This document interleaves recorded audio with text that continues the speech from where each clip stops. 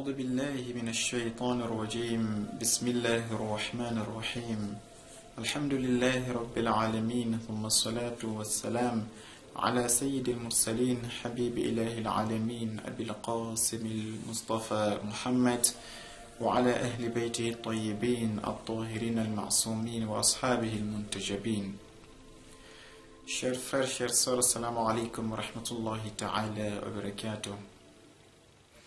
Quel sera le rôle et la place du messager de Dieu, le prophète Mohammed sallallahu alayhi wa sallam, lors du jugement dernier?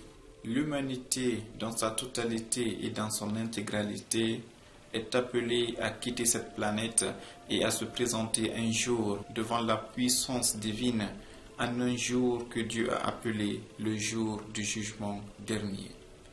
Un jour tellement préoccupant que Dieu en personne s'est chargé de le décrire dans le Saint-Coran en ces termes.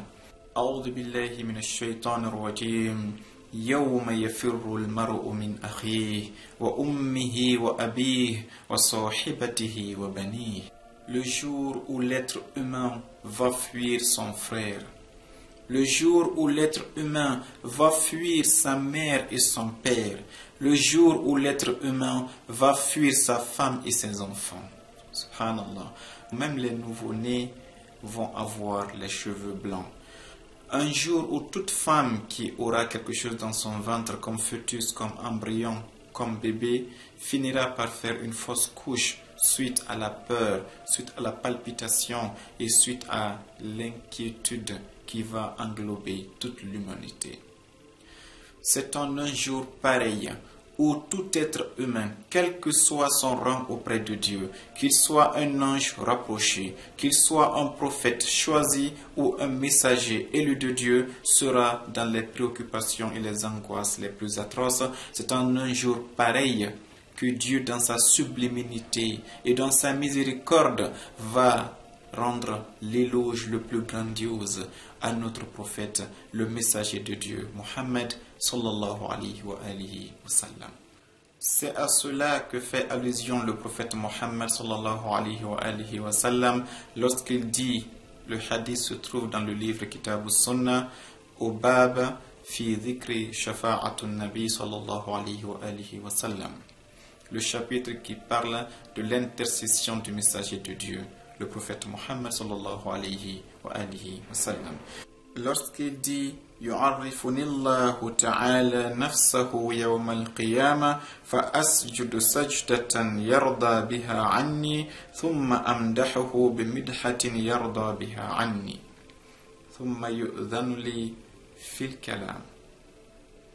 Le prophète Mohammed dit, le jour de la résurrection, le jour où tout est bouleversé, le jour où le prophète Ibrahim est inquiet, le jour où le prophète Moussa, Isa, Nuh, Adam, Zakaria, Daoud, Suleiman et tous les prophètes seront dans l'inquiétude et dans l'embarras, c'est en ce jour que Dieu se présentera à moi et me présentera à l'humanité. Moi, Muhammad, je me lèverai et je vais aller me prosterner devant la face divine d'une prosternation qui va attirer en moi la satisfaction et les grâces divines. Et je vais lui adresser des hommages, lui adresser des remerciements et lui faire louange de toute sa miséricorde et de sa grandeur jusqu'à ce que Dieu soit satisfait de moi. Et c'est là que Dieu va m'autoriser à prendre la parole. Cette place sublime qu'aucun des prophètes ne pourra acquérir, cette place unique et réservée exclusivement au prophète Mohammed, Dieu l'a mentionné dans le Saint-Coran sous le titre de Maqamul Mahmoud. Dans la sourate Al-Isra, verset 79, Dieu mentionne, A'udhu billahi minash shaitanir rajim, وَمِنَ اللَّيْلِ فَتَهَجَّدْ بِهِ نَافِلَةً لَكَ عَسَى أَنْ يَبْعَثَكَ رَبُّكَ مَقَامًا مَحْمُودًا.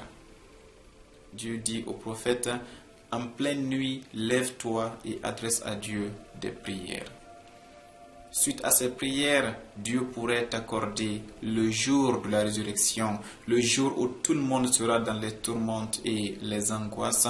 En ce jour, Dieu pourra t'accorder la place la plus louable, la place la plus valeureuse et la place la plus sublime qu'on puisse accéder. Si Dieu dans le Saint-Coran a qualifié le messager de Dieu comme étant la miséricorde universelle, la manifestation la plus palpable et la plus grandiose de cette miséricorde du prophète ne se verra qu'en ce jour où la peur et l'angoisse atteignent leur paroxysme. Car en ce jour très crucial, quiconque va échouer, son échec le mènera de façon fatale et inéluctable vers les flammes et les châtiments de l'enfer. Un jour où nous avons exactement besoin d'un sauveur. Et ce sauveur, c'est qui? C'est le prophète Mohammed sallallahu alayhi wa sallam.